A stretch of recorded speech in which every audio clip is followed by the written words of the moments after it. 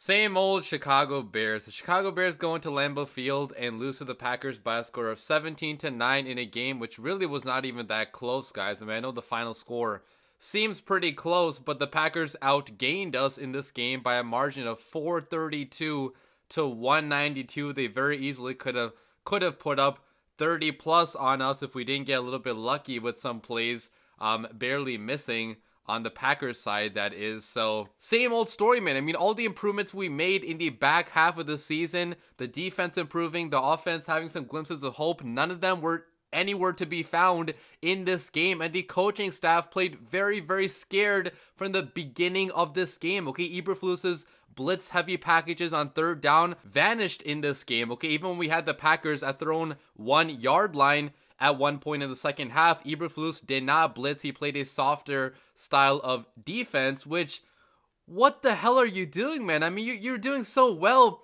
this entire back half of the season, then you wet the bed against your division rivals in a game in which you could have eliminated them, okay? That's just, I don't understand why our coaches are like this, why our players also are like this when it seems like we forget how to play and coach football against the Green Bay Packers. Okay, the Green Bay Packers always have our freaking number, and congrats to the Packers, man. I mean, you guys made the playoffs, rightfully so. You guys have improved a lot as a team. Jordan Love is looking like a pretty good quarterback, and must be nice to have all these happy things to talk about while us Chicago Bears fans every single year debate about the quarterback, the head coach, the offensive play caller, etc., etc. Like, it really does get tiring being a fan of this franchise. I just really hope and pray that one day they're going to turn it around. I keep telling myself that. It never really happens, but maybe one day it'll finally happen. Today is not that day. But talking about the quarterback, man, Justin Fields,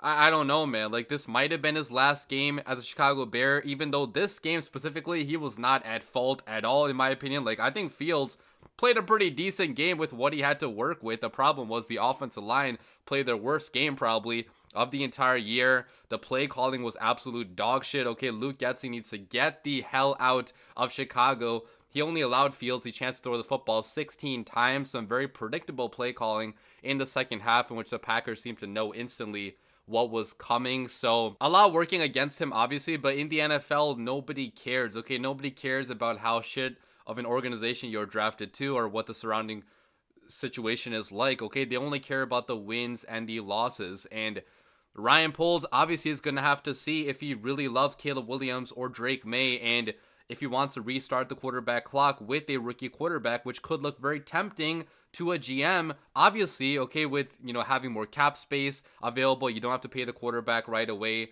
or soon like you do with Justin Fields, and maybe he thinks that Caleb Williams or Drake May have a higher ceiling as a quarterback than Justin Fields. So, like, even though I'm always going to be a Justin Fields fan, like, I'm always going to support this guy 100% wherever he goes, if that's in Chicago next year or somewhere else. Wherever he goes, I will always be a fan of this guy with how he carries himself, with how classy of a person he is, how hard of a worker he is, and I still think he is the most talented quarterback to ever play for the Chicago Bears. We just absolutely did him dirty, and I hope we don't do our next quarterback dirty like we did Justin Fields dirty. But at this point, you have to admit there's a solid chance the Bears can move on and draft a quarterback at number 1, whether you like it or not. And it really hurts my heart to say that, man, because you guys know, like, when we drafted Fields, that was one of my happiest moments being a Bears fan, but I should have known this franchise would find a way to lose with that quarterback as well. And obviously, I don't want to make it seem like Fields does not have his flaws, because Fields is a flawed quarterback, okay? There has been,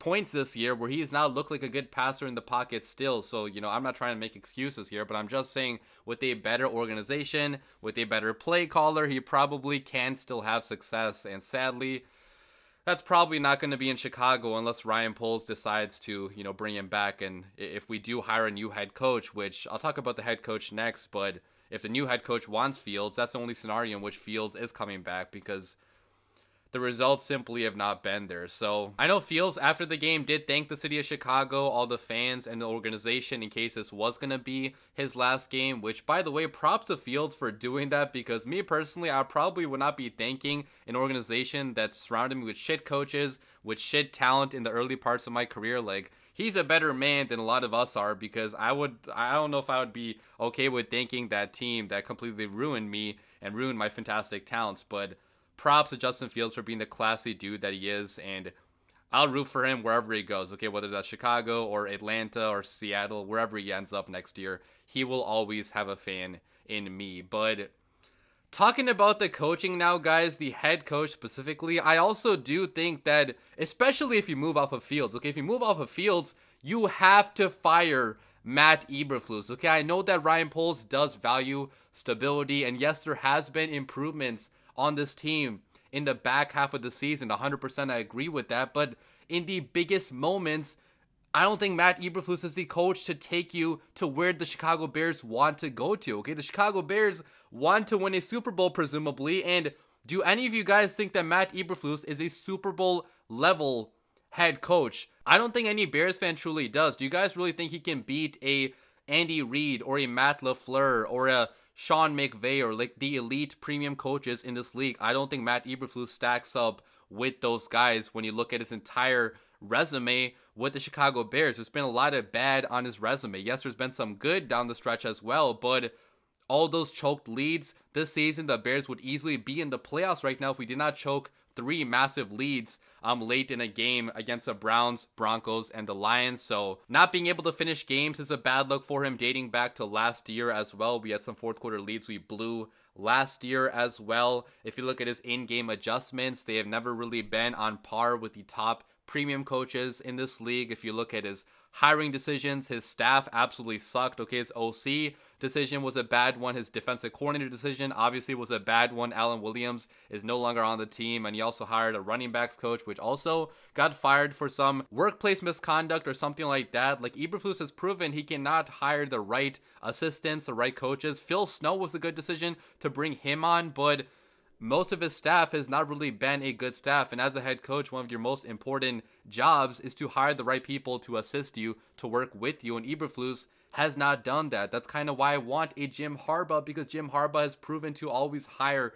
the best coaching staff. So the odds of us actually getting Harbaugh are probably not that high, because the McCaskies likely don't want to do what it takes to acquire a coach like a Jim Harbaugh. But one can hope, right? Like, if the Bears hire Jim Harbaugh, I think the Bears will be turned around very, very soon. Like, as soon as next year, no matter who the quarterback is, because Jim Harbaugh knows how to win.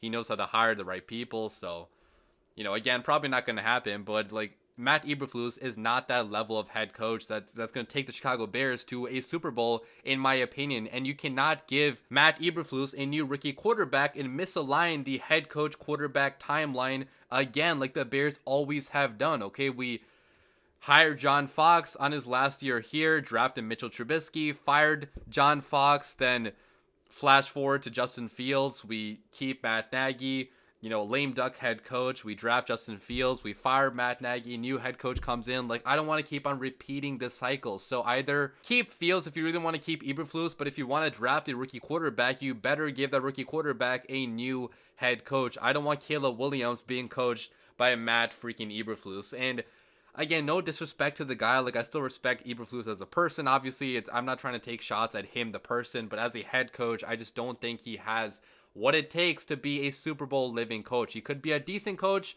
maybe like an average coach, but he's not a premium elite level coach, which the Bears should be looking for. I think there's one available in Jim Harbaugh, which you probably are not going to go after, but we'll see what happens, guys. I think that Ryan Poles 100% is safe, though. Like, there's not going to be any discussion about replacing Ryan Poles, obviously, because he has drafted very, very well. Like, in this game, even his second round pick from this year, Tyreek Stevenson, had the game of his life. Okay, I know I didn't really talk too much about this game because I'm talking more big picture stuff, but in this game, man, Tyreek Stevenson balled the hell out. Like, he had 3 game-changing plays, which, could have helped the Bears win this game if we had a competent offense, right? So Poles knows how to draft. I trust him there 100%, so you can't fire him, but he does have to make the right decision now at head coach and at quarterback, because those 2 decisions could determine the fate of Bears football for a long, long time, and also his fate as GM of this team. So Leave your comments down below, guys. I'm going to have a lot of videos out for you guys very, very soon talking about the future of the Bears. The offseason now has begun, which it really sucks that we have to wait 8 months now